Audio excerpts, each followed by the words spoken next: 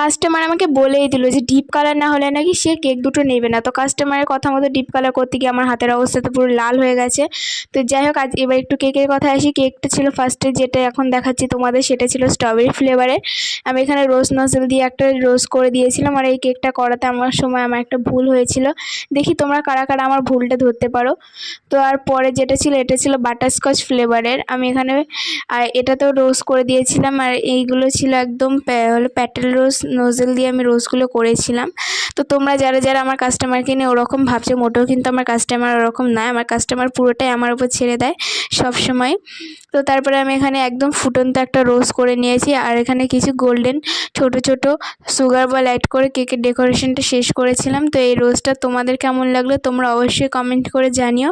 আরও কেকের ভিডিও পেতে আমার চ্যানেলটা কিন্তু অবশ্যই তোমরা সাবস্ক্রাইব করে রেখো। চলো টাটা বাই, তোমাদের সাথে দেখা হচ্ছে আবার নেক্সট কোনো একটা ভিডিওতে।